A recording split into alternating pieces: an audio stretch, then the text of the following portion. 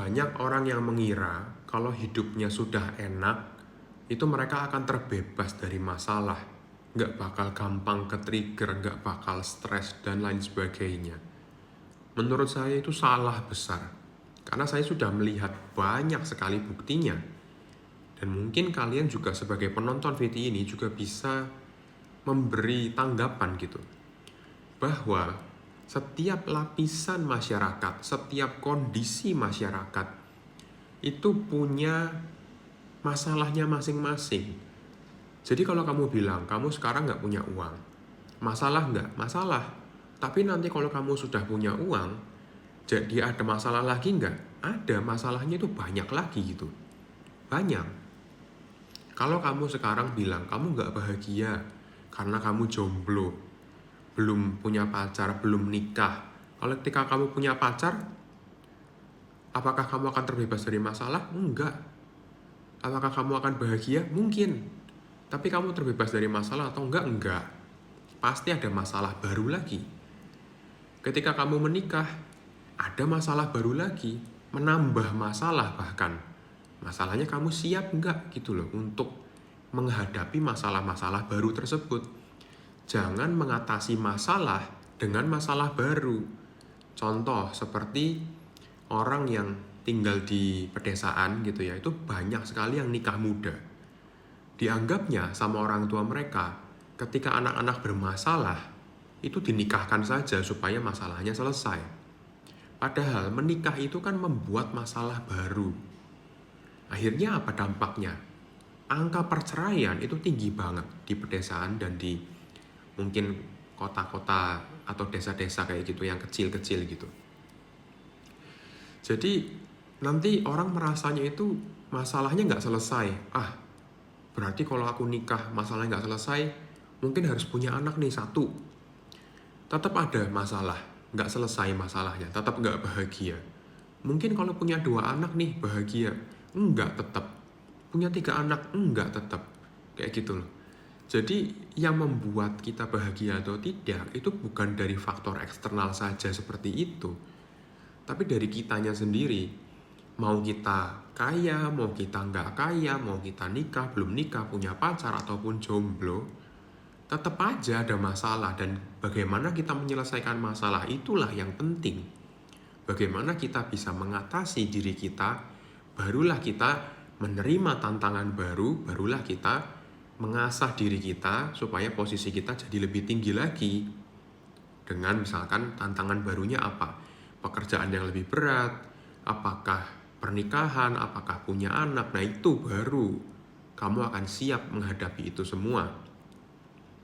Karena nanti ada, kalau kamu nggak siap gitu ya, nanti kamu akan bilang kayak gini, enak dulu ya waktu jomblo, gitu. Enak dulu ya waktu belum punya anak. Enak dulu ya waktu belum kerja. Kan kayak gitu jadinya. Jadi padahal waktu jomblo, waktu belum kerja, itu kan juga ada masalah gitu loh. Jadi ya kalian paham lah ya maksud dari saya itu, bahwa kalau kalian ingin bahagia, pengen hidup kalian enak, stresnya itu lebih minimal, gak ada yang stress free lah gitu ya, stresnya minimal ya, kalian harus mengasah diri kalian sendiri untuk menghadapi hal-hal yang sulit. Supaya apa? Hal-hal yang nanti yang biasa atau yang gampang itu jadi mudah banget gitu loh untuk dihadepin. Karena yang susah aja kamu bisa. Untuk menikah, persiapan dulu. Misalkan kalian bisa pacaran dulu misalkan yang lama, penjajakan dulu yang lama. Ini udah bisa nih, gampang nih saling mencocokkan diri, adaptasi, itu baru nikah. Nikah udah cukup lama dulu nih, udah ngerti satu sama lain, bisa kerja sama dengan baik, baru punya anak. Jadi kayak gitu baru bisa kita kejar yang namanya bahagia gitu loh.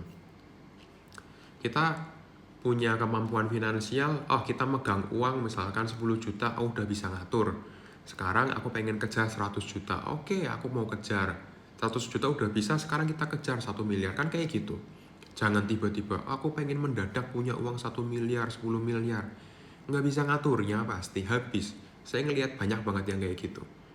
Tiba-tiba nih, entah dia dapat dari warisan atau apa gitu ya, uang banyak banget habis. Cuma buat apa? Judi. habis buat apa? Buat main, ya kalian tahu lah gitu ya. Ya kayak gitu. Jadi kalau kalian pengen bahagia itu kuncinya adalah kalian tempa diri kalian supaya kalian itu siap gitu loh untuk menghadapi yang susah-susah. Nanti pasti akan ada muncul kebahagiaan. Ternyata untuk menjalani hidup ini saja itu adalah sebuah kebahagiaan dan sebuah privilege. Bukan karena material, bukan karena suatu hal yang yang sangat duniawi gitu ya, bukan. Kebahagiaan itu datang dari sini, kepuasan gitu ya. Aku merasa cukup, aku merasa sekarang ini sudah oke, aku sudah yang penting bisa makan, bisa bahagia dan bersyukur. Udah, itu aja.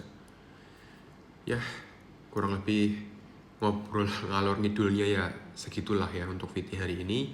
Semoga sih bisa kalian pahami bahwa yang namanya kebahagiaan itu bukan karena nanti kalau aku punya ini bahagia. Enggak, saya jamin enggak. Coba aja misalkan kayak gini ya, eksperimen sedikit. Kalau kamu merasa kalau aku punya iPhone 17 Pro Max kayaknya aku akan bahagia. Coba aja kamu punya, biasa aja rasanya. Beneran deh, biasa aja, nggak ada yang peduli juga ketika kalian lihat di masyarakat gitu ya, kalian bawa iPhone 17 Pro Max kayak gitu. Orang juga kayak gitu doang gitu. Kamu punya rumah mewah banget gitu. Ketika kamu sudah punya, emang rasanya apa sih? Seneng memang, tapi cuma bertahan paling sebulan 2 bulan, habis itu biasa aja.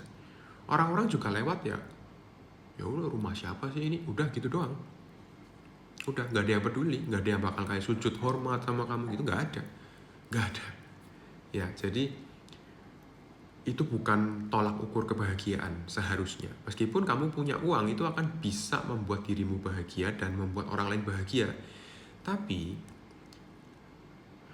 harus saya jelasin juga ya. Tapi kalian paham lah maksudnya ya, bahwa itu bukan tolak ukurnya. Bukan karena kamu punya sesuatu yang materialistik, bukan karena faktor eksternal kamu bisa bahagia. Karena aku sudah menikah, pasti aku akan bahagia. Aku punya anak, pasti akan bahagia. Bukan itu. Kuncinya bukan di situ. Ya. Oke, sekali lagi, semoga bisa dipahami dan salam sehat jiwa ya untuk kita semua.